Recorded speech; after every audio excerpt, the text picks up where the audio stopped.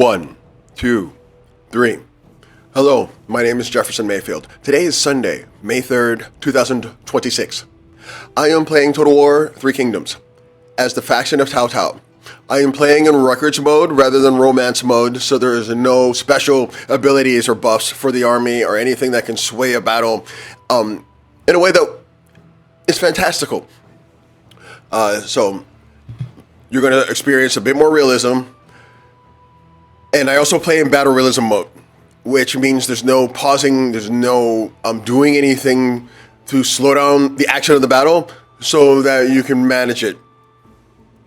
Stick around. This is part 2 of the Battle of Xuchang.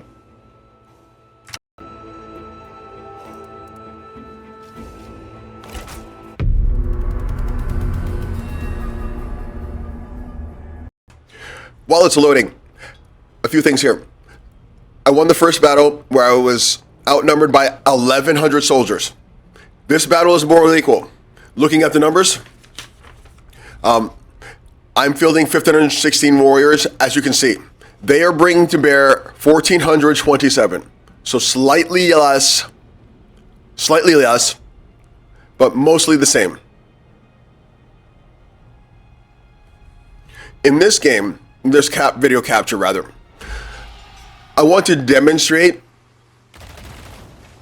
some battlefield tactics for really shocking your opponent. As part of the advancement of your campaign and the progression of your army, you get different abilities as your units and your generals level up.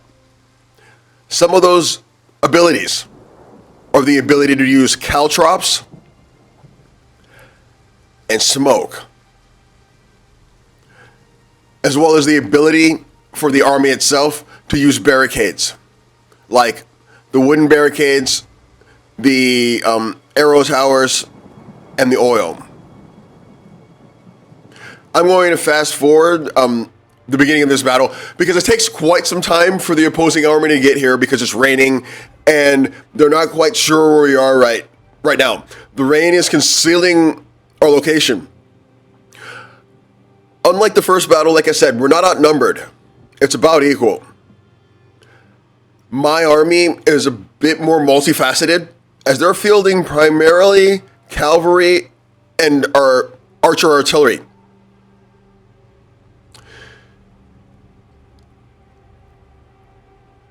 But it's no cakewalk. It should be only a moment or two before they catch up to us. Now, unlike in the first battle, where I separated my force into two, I have my force all contained in one large army. And my archers, which made up the bulk of the second force in the first battle of Xuchang, are now integrated in the main army itself and surrounded by melee units to protect it.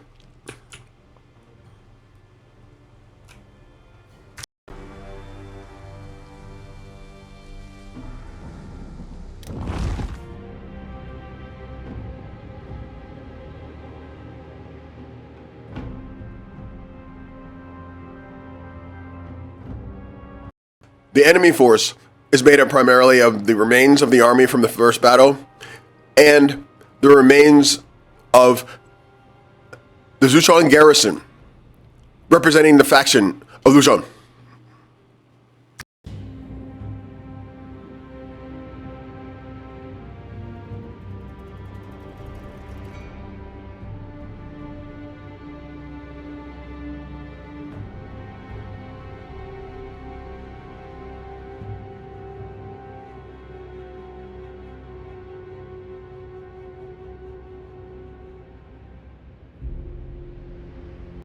One thing to note, the valiant Lu Zhanshu lost her life in the Battle of Xuchang, Part 1.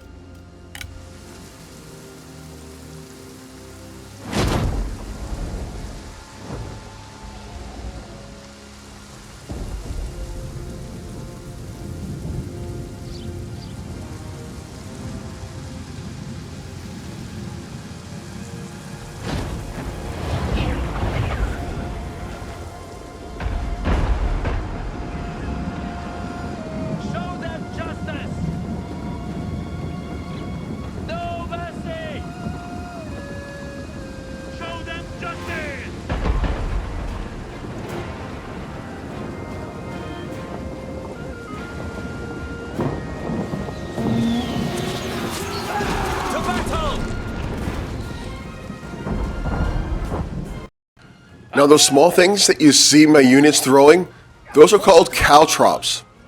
And what those do is they make the area where they're dropped dangerous for enemy units. See, like they're spikes and they're razor sharp. In the last video capture, the Battle of Xuchang Part 1, I mentioned something called shock and awe. Now I have smoke, which is I leveled up some units and I gained the ability between the two battles. Now imagine you're the opposing army and it's already raining, and then you're running towards your enemy and you see this. They just disappear. Now you don't know what you're going to be running into, and this is what you are looking at if you're them.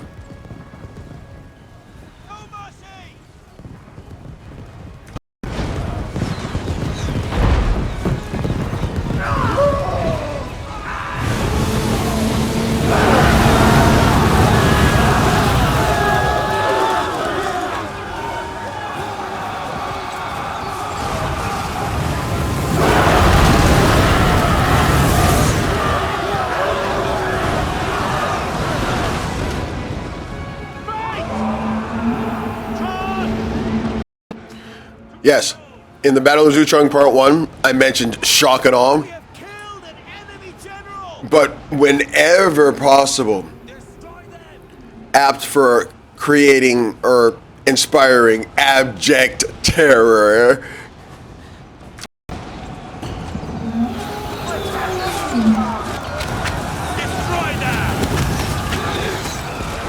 Attack! Move! Unleash fury!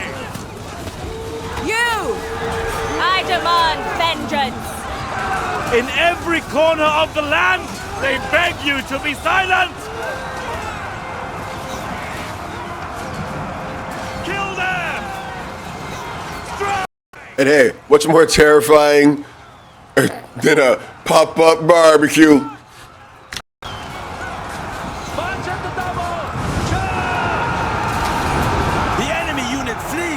What cowards! Go! Go! Go!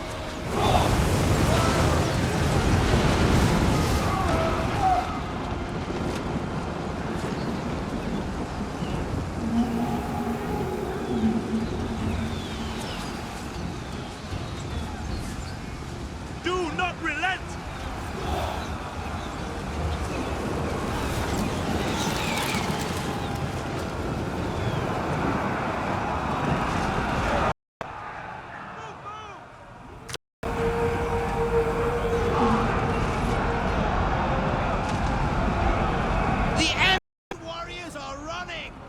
That's pretty much it. From here on out, primarily it's mopping up their archers.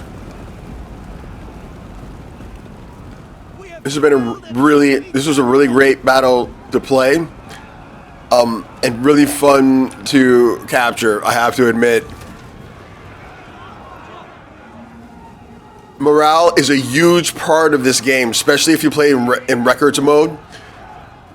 Fatigue means more, morale means more, so I'm sorry, what's more terrifying than a pop-up barbecue? We are almost at the end here, and with that, thank you for watching, everyone. My name is Jefferson Mayfield. Goodbye.